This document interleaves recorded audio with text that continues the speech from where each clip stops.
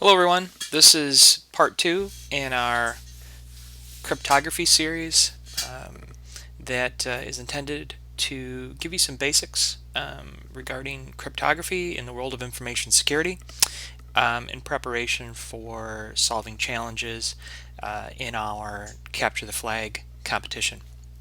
I'm Dr. Jerry Emmerich from Ferris State University's Information Security and Intelligence program. And in this part of the series, we're going to talk about public and private keys, which is a more modern form of cryptography that we really likely use every day, perhaps without even knowing it. Our applications on our phones, on our laptops, our browsers for sure use public and private keys, which is a form of asymmetric cryptography. And there's another type of cryptography that we're going to talk about in this series called symmetric cryptography that is also a modern form of cryptography. So I encourage you to watch this video on YouTube via this link, and so pause this video, go watch that one, and then come back. It provides a nice overview of cryptography. So hopefully you watched that video and kind of got the basics of asymmetric and symmetric cryptography. And what I'm going to do now is kind of reinforce that and show some examples using some free tools on the internet.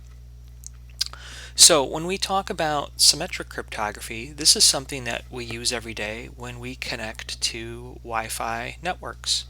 Okay, symmetric cryptography, it utilizes a shared key or password, right? So when your friends come over to your house or you visit somewhere that has a public Wi-Fi hotspot, everyone's using the same password. And that password is required for that form of cryptography and is used in the cryptographic algorithm to keep your information encrypted while you're using that Wi-Fi network. AES is a very popular form of symmetric cryptography, and this can encrypt a very small amount of information, just a single character perhaps, but it's often used when a large amount of data needs to be encrypted and decrypted. It is quite efficient at encrypting and decrypting large amounts of information, at least more so than the asymmetric algorithm. So if you are presented with a challenge in the CTF where you're asked to use symmetric encryption, you should know that you're going to have to use some sort of password to decrypt or encrypt the data that you're given. Asymmetric encryption is where we use public and private keys, and these public and private keys come in pairs. Okay, a popular form of public and private key based asymmetric encryption is through RSA. Is kind of a standard in this area, popular standard. The keys themselves are not, physical keys to unlock a door. They're represented really just in plain text. And I'll show an example of that in a moment. And you use these private and public keys that are represented in this plain text to both encrypt and decrypt messages. You can kind of think of the public and private keys as what in a pair, right? And what one key does, the other one can kind of undo, and vice versa. So if one encrypts, the other one can decrypt. If one can decrypt, the other one can encrypt. So the public part of the key pair is typically used to encrypt. Okay, the private key is typically used to decrypt. Okay, so if we think about it like this, if you had a personal website, let's say, you could publish your public key for all of your friends and coworkers' use, and they could use that public key to encrypt messages to you. So anybody could have your public key. It's public and use it to encrypt messages to you. But only you keep your private key. You don't ever share your private key because it's private. And then you use that private key to decrypt messages that anyone sends you.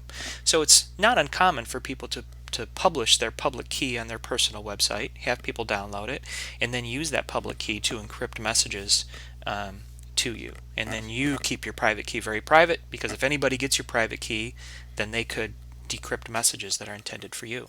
And typically that's not what you want. So here's an example. I mentioned that these keys are represented in text. Okay, so these are RSA. You see RSA here in this header. So this begins the RSA private key, and it just looks like a bunch of really cryptographic crypto text, right? But it represents a key, and this RSA encryption algorithm understands what this is. And then here is the public key that is part of this private public key pair. Okay, so I mentioned you could give this public key to anyone so that they can encrypt messages for you. So you would basically post this text either as like a text file or just text on your website. People could copy it and then use some sort of tool that incorporates this cryptographic algorithm to encrypt your message. And then you would keep this private key here as a file or text locally and use that to decrypt a message. Okay, so I want to demonstrate this. A nice tool to use at the moment is this this first link here. The second link I found to be a little bit unreliable. These are free tools, and sometimes when they're updated, they'll work in one browser and not another. So you have to kind of be patient when using these open source tools. So I'm going to go to this first one, and we'll show a demo.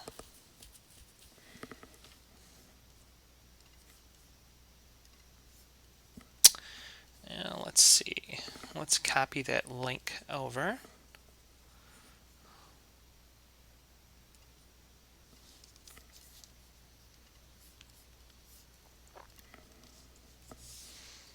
Okay, so when I go to this site, Online RSA Key Generator.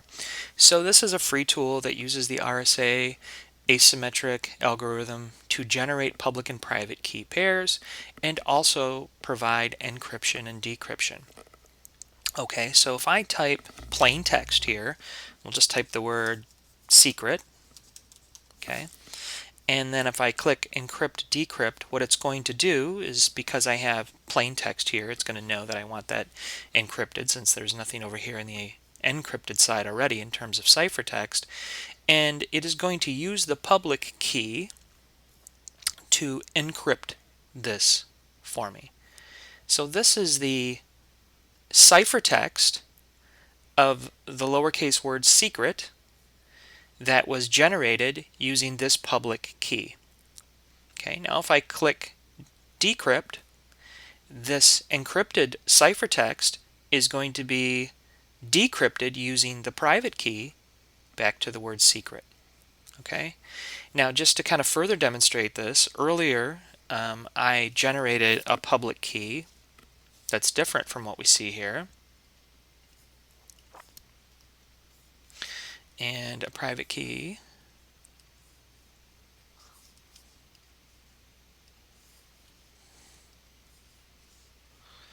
Okay, and I also have some ciphertext. So I'm going to wipe this out, and I'm going to paste my ciphertext in here and then decrypt that, and I can see that that was the uppercase word secret.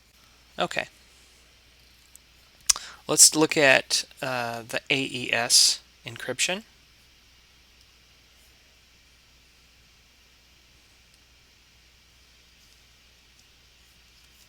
So we'll go to our online tool for AES encryption. So again, this symmetric AES encryption is similar to what we use in on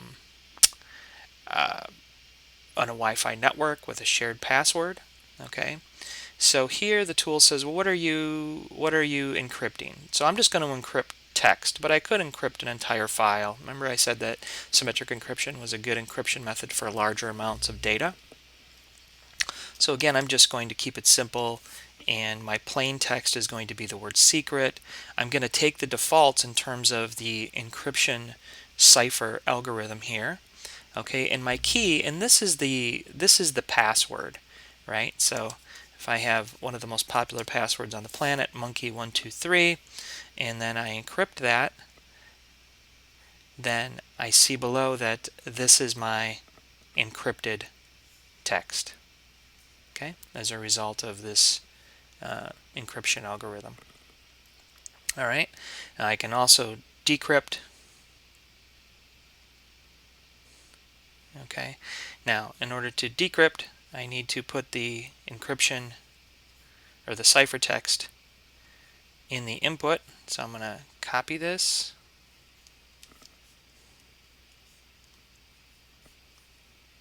Let's try that again. For some reason this page is not allowing my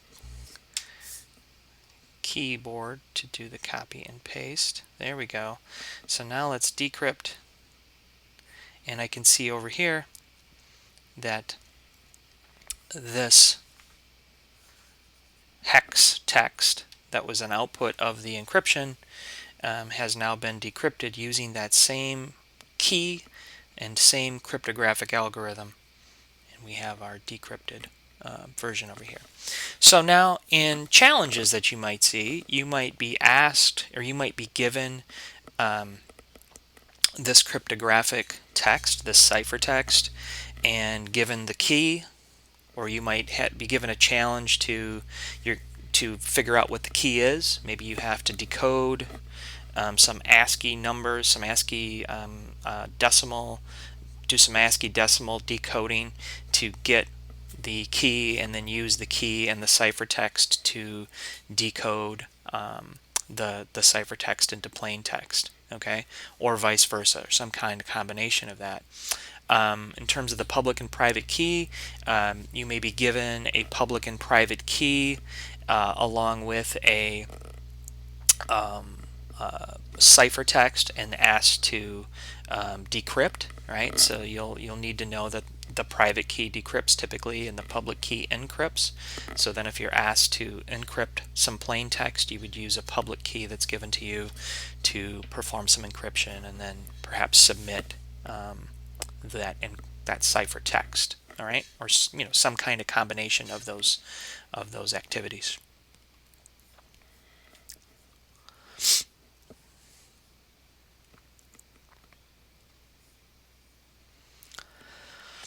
Okay, so we looked at those two tools, all right, and we talked about this again, but just to kind of re-emphasize this, these keys come in pairs, a public and a private key. They're generated using a tool that implements an algorithm like RSA, and then typically those who are messaging you or sending you information that you want kept private use your public key. So you give them your public key that was generated.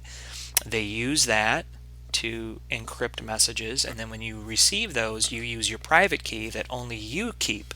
You never give that out. You keep that safe to decrypt the messages. And that's what we're illustrating here. All right, so that concludes our discussion, and this was an introductory discussion. You may have to review this again, about public-private key cryptography, and also using symmetric cryptography with a shared key using algorithms such as AES, and the asymmetric public-private key cryptography using algorithms such as RSA. Please take note of those websites that I demonstrated during this video for the public-private key and the shared key encryption and decryption. Those will be handy tools for you that you can use during our cryptography competition. We'll see you back here in the next part, where we talk about hash algorithms, and what those are and how those are used in the world of security as a form of encryption. See you then.